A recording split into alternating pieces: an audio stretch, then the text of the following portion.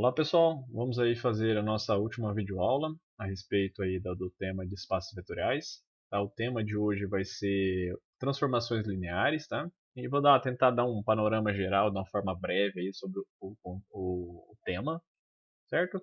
A ideia, basicamente, pessoal, uma vez já tendo em mente a definição, os conceitos de espaços vetoriais, subespaços vetoriais, é a gente relacionar dois espaços vetoriais por meio de uma função, tá?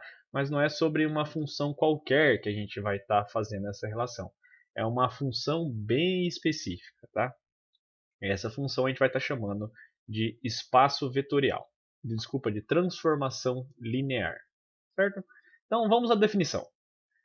Pegue U e V 2K espaços vetoriais. Perfeito? Uma função, a gente vai estar chamando de T aqui, de U para V, ela é chamada de uma transformação linear se ela obedece duas propriedades. Qual é a primeira? Se eu aplicar a minha função na soma dos vetores, ela abre para a soma, ou seja, vai ficar T de U mais T de U2. T de U1 mais T de U2. Só lembrando que o 1 e o 2 são caras de U. E se eu pegar o vetor 1 e multiplicar por escalar e aplicar a minha função, minha função t, nada mais é que o alfa, o meu escalar aqui, que é um número que está no corpo, ou seja, basicamente a t joga ele para fora. Então vai ficar alfa vezes t vezes 1. Tá? Então, uma função que relaciona dois espaços vetoriais, que satisfaz a propriedade I e 2i, ela é chamada de transformação linear. Vamos fazer um exemplo aí de como verificar esses dois itens aí, item 1 e item 2. Bom, eu vou estar pegando aqui uma função que sai de R em R, são dois espaços vetoriais, né? Que ela pega qualquer vetor, qualquer elementinho lá de R, x, e ele multiplica por A vezes x. O A é um número, tá pessoal? Só lembrar aqui que o A é um número. Então esse aqui, o A é um número real. Então o que ele vai fazer? Para cada valor x, ele multiplica A vezes x. Tá? Vamos verificar a primeira propriedade. Então, eu vou pegar dois elementos lá de R e somar e ver se a T ela abre. Tá? Vamos ao item I. Item I aí. Certo? Item I. Então, vou pegar x e y, dois elementos de R. Vamos aplicar o item I. Então, vou fazer T da soma deles. T da soma. X mais Y. Bom, o que é isso é igual? O que a T faz com alguém? A T ela pega o elemento e multiplica por A. Então, eu vou pegar o elemento, que é x mais y, e multiplicar por A. X mais y. Isso é a lei da T. Ela pega alguém e multiplica por A. Ela pega alguém e multiplica por A. Então, ele pegou o alguém, que é x mais y, e multiplicou por A. Faça a distributiva aqui, pessoal. É AX mais AY. Se vocês observarem, A vezes x nada mais é que a T de x, pessoal. Esse cara não é T de x? Porque o que a x faz? Ela T AX, então vai ficar AX. E a y nada mais é que o t de y, pessoal. Por quê?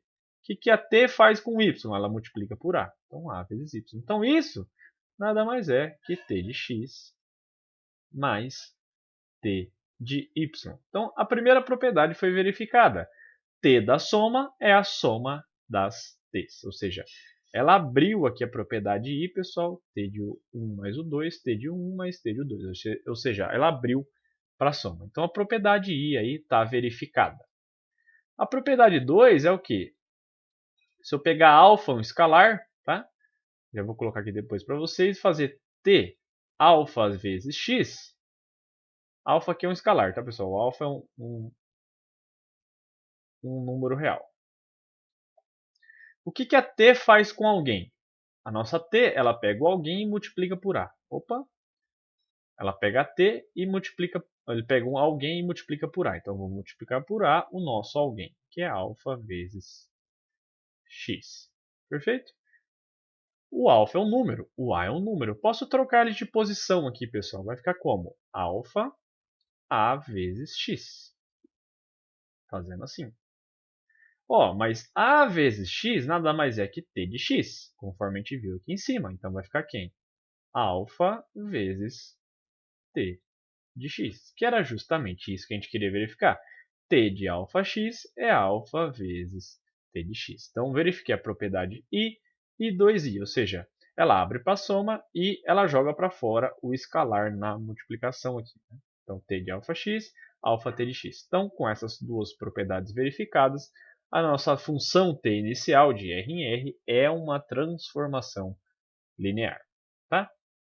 Bem simplesinho de ser verificado. Propriedade de transformações lineares, pessoal, que pode ser útil. Se a T for uma transformação linear de U para V, então necessariamente ela leva o vetor nulo do U no vetor nulo de V. Então por que eu digo isso? Porque às vezes você tem uma função que é muito complicada, mas você tem lá os dois espaços vetoriais, ele pergunta, será que essa é ou não uma transformação linear? Testa primeiro o vetor nulo. Se o vetor nulo não levar no vetor nulo do outro lado, então essa função já não é transformação linear. Agora, se levar vetor nulo em vetor nulo, aí você vai ter que verificar de fato as propriedades I e 2i ali em cima, para verificar se de fato ela é uma transformação linear. Mas se não levar o vetor nulo no vetor nulo, ela já não é uma transformação linear. Tá? Isso é a propriedade I. A 2i ela mostra uma coisa interessante, que ela fala o quê? Que a transformação ela pega o oposto do vetor U em menos t do vetor U. Tá? Então, t de menos U é menos t de U. Certo? São propriedades que podem ser úteis. O item 3, a gente vai definir dois conjuntos especiais que a gente vai fazer umas continhas com ele já já. Que é um núcleo, que é esse carinha aqui, estou chamando um conjunto de núcleo da minha transformação T, e a imagem da minha transformação T.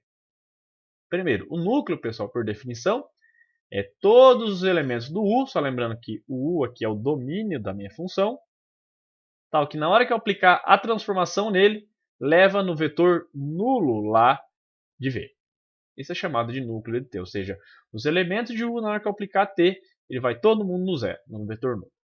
E a imagem, pessoal, justamente é todos os caras de V, ou seja, lá do meu contradomínio, de tal forma que existe alguém no meu domínio, que é lá no U, tal que T de U é V. Tá? É justamente a definição de imagem de função. Tá? Então, nesse caso, a gente está falando a imagem da minha transformação linear. Vou deixar aqui de tarefinha para vocês, verificar utilizando a nossa última videoaula, que tanto o núcleo e a imagem são subespaços vetoriais. Nesse caso, o núcleo é um subespaço de U e a imagem é um subespaço de V. Certo? Então, núcleo e imagem. Daqui a pouquinho a gente vai fazer umas continhas com eles. Certo? Bom, a continha já apareceu logo de cara. Então, a gente vai considerar a seguinte transformação. Ela pega T, que sai de R3 e leva lá no espaço das matrizes de ordem 2 por 2. Certo? O que ele está fazendo? Ele está pegando o vetorzinho de R3, A, B e C e está associando desse jeito nessa matriz. A mais B e C menos D e aqui 0 e 0. A pergunta, qual é o núcleo da T? Qual é a imagem da T? Tá? Então a primeira coisa, pessoal, que vocês têm que verificar, tarefinha de casa, é que de fato essa é uma transformação linear. Verifiquem primeiro que esse cara é uma transformação linear. Como? Façam as duas propriedades que eu mostrei para vocês ali em cima. Certo? Ele pega um vetor, dois vetores, soma e vê se é a t da soma. E alfa vezes o vetor, vê se é alfa t do vetor. Tá? Então, é uma transformação linear, mas por favor verifiquem. Tá? Vamos calcular o núcleo. Tá? Primeiro vamos calcular o núcleo da t. O núcleo, pessoal, nada mais é que a gente viu ali em cima, é o conjunto, vou até voltar aqui para vocês. É o conjunto dos vetores do domínio, tal que na hora que você aplica t, vai no vetor nulo lá da imagem, tá? Do contradomínio. Então, quem é o vetor, os caras do núcleo? Um cara que ele está no núcleo, vamos pegar aqui um vetor x, y, z. Digamos, para ele estar no núcleo da t, o que significa? Significa o quê? Se eu aplicar t nele, t de x, y, z, ele tem que dar o vetor nulo lá do meu contradomínio. Mas aqui nós estamos no espaço de matrizes. O vetor nulo lá nada mais é que a matriz 0, 0, 0, 0. Perfeito? T desse cara tem que dar o 0, 0, 0. Tá. Mas o que é a T dele? A T desse cara, por definição, que está aqui em cima, o que ele faz? Ele pega o vetor e leva nessa matriz. Então, x, y, z aqui no lugar do ABC, que vai ficar quem? Vai dar qual matriz? Primeira entrada é A mais B, que seria x mais y. A segunda é 0. A terceira é 0. E a última seria C menos D, que é a terceira menos a segunda. Terceira menos a segunda. Z menos Y. Então a pergunta, pessoal, quando esses dois caras são iguais? Tá? Ou seja, para um vetor estar no núcleo, significa que a T dele tem que ser 0. Mas a T dele é essa matriz aqui de baixo. Então essa matriz aqui da esquerda tem que ser igual à matriz da direita. Então quando isso acontece? Quando as entradas são iguais. Então x mais y tem que ser 0 e z menos y tem que ser 0. Então daqui o que a gente tira? Tira um sisteminha. X mais y tem que ser 0 e z menos y tem que ser 0. O que a gente conclui daí, pessoal? Qual o valor de x? X tem que ser igual a menos y. E quem? E z tem que ser igual a y. Então, x é igual a menos y e z é igual a menos y. Então, eu vou substituir aqui no valor de x, y, z o que a gente obteve. Então, x tem que ser igual a menos y, o meu y é o próprio y e o z é igual a y também, que a gente obteve aqui. Né? Então, qualquer vetor desse jeito aqui está no núcleo da T. Perfeito? Então, essa é a nossa resposta, pessoal. Qual é o núcleo da T? É o conjunto de todos os vetores dessa forma, menos y, y, y, onde y é um número real. Então, qualquer vetorzinho com essa cara aqui, você pega um y qualquer, aqui, sei lá, pega o número 1. Então, vai dar menos 1, 1 e 1. Esse vetor menos 1, 1 e 1 está no núcleo, porque na hora que você aplicar nele, vai levar na nossa matriz nula. Perfeito? Bom, isso nós fizemos o núcleo, pessoal. Vamos à imagem, tá? A imagem. Então, o item 2 aqui é a imagem da T. A imagem, pessoal. A imagem da T. Bom, o que é a imagem, pessoal? De novo. Vamos voltar aqui na definição aqui em cima. O que é a imagem? Nada mais é que a própria definição de imagem do nosso espaço vetorial V. Ou seja, um conjunto dos elementos de V, tal que existe alguém no U que leva nele. Perfeito? Aqui, nesse caso, lembra que qualquer matriz desse jeito aqui, ó, A mais B, 0, 0 e C menos D, qualquer matriz desse jeito é uma matriz que está na imagem da T. Porque é justamente a imagem da nossa... A imagem de qualquer elemento por meio da nossa função T. Tá? Então, o que eu vou deixar aqui para vocês de exercício para vocês darem uma pensadinha?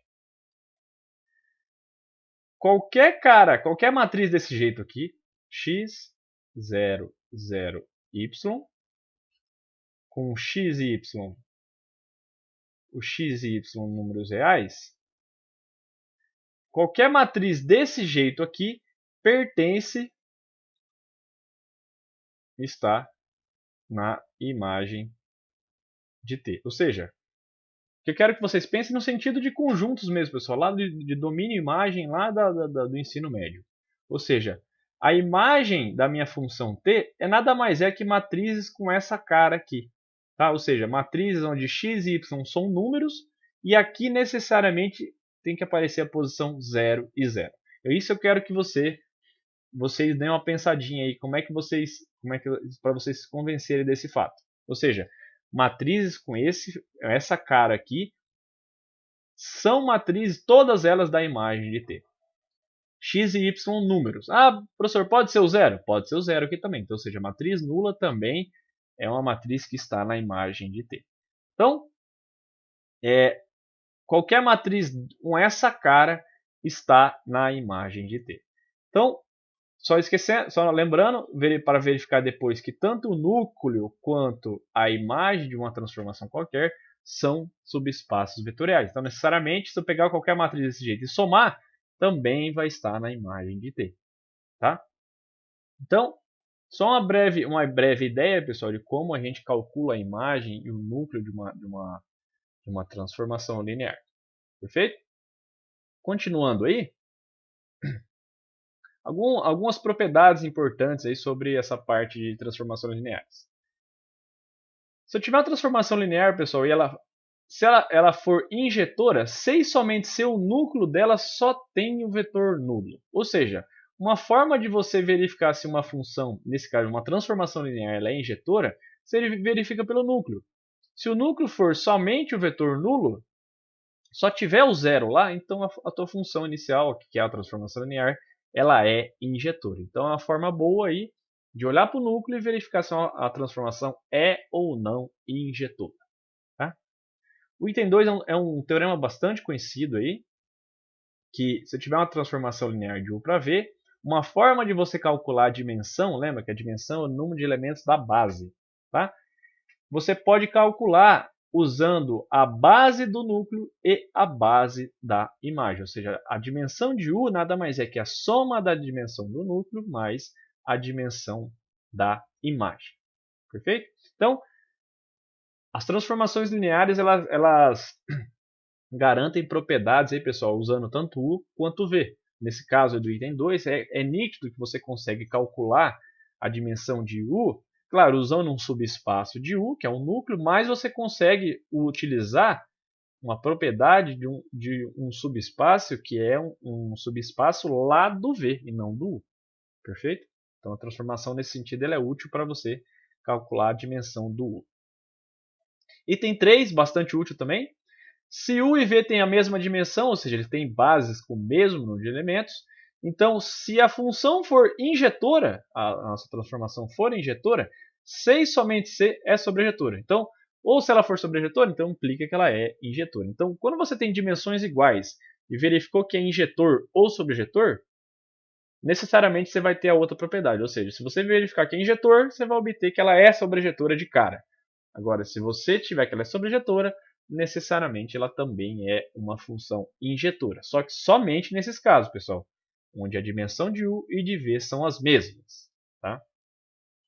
Então, esse item 3 motiva essa definição que eu estou colocando para vocês. Se você tiver uma transformação linear bijetora, ou seja, uma transformação que ela é injetora e sobrejetora ao mesmo tempo, então a gente define que o espaço U e V eles são isomorfos, tá? Essa ideia de isomorfismo, pessoal, tem bastante coisa escondida por trás, mas basicamente o espaço vetorial U e o espaço vetorial V eles são quase a mesma coisa, tá? Eles têm propriedades semelhantes. Então, ou seja, eu construo uma função de um para o outro que é bijetor, então eu digo, então nesse caso U e V são ditos isomorfos. Então, basicamente, o U vai ter a mesma quantidade, a base de U vai ter a mesma quantidade de elementos de V, entre outras propriedades. Então, a ideia de isomorfismo, pessoal, guardem que basicamente o espaço vetorial U ele é quase a mesma coisa que o espaço vetorial V. Tá? É essa a ideia. Então, definir uma função específica entre U e V, no caso a transformação linear, que é bijetor, você consegue identificar propriedades de V olhando para o U e vice-versa, tá? Ou seja, você pode identificar propriedades de U olhando para o V também. Então, tanto faz, olhar para o U e pensar no V ou olhar para o V e pensar no U. Então, é essa a ideia por detrás dessas ferramentas, pessoal. É definir transformações lineares bijetoras entre espaços vetoriais, você consegue verificar propriedades interessantes do domínio, do contradomínio, só olhando propriedades da sua transformação linear. Tá? Então, nesse caso está em vermelho, e dois espaços vetoriais isomorfos e tem a mesma dimensão. E o contrário também é válido, pessoal. Então, espaços vetoriais de mesma dimensão também são isomorfos. Então, tanto faz. Então, uma forma de você verificar se U e V têm a mesma dimensão é verificar se você consegue definir uma transformação linear bijetora entre eles. Perfeito? Então, pessoal, de uma forma bem breve, eu gostaria de deixar essa videoaula para vocês, só definindo os principais conceitos de transformações lineares. Então, basicamente, a gente viu aí um pouquinho de espaços vetoriais, subespaços, combinação linear, dependência linear, independência linear, base, certo? E, por fim, transformações lineares, né? Então, como se define a transformação linear, quando dois espaços vetoriais são isomorfos ou não, ou seja, quando você tem uma transformação linear bijetora. E também, claro, para você falar de bijetor, você tem que falar da função injetora, que uma forma de você verificar que uma função é ou não, uma transformação é ou não injetora é você olhar para o núcleo da sua função. Se tiver somente o vetor nulo, então ela é uma transformação linear injetora. Perfeito? Então espero que vocês tenham compreendido pelo menos a ideia, o panorama geral sobre essa teoria. Tá? Então, qualquer dúvida, estamos à disposição. Um abraço a todos. Hein?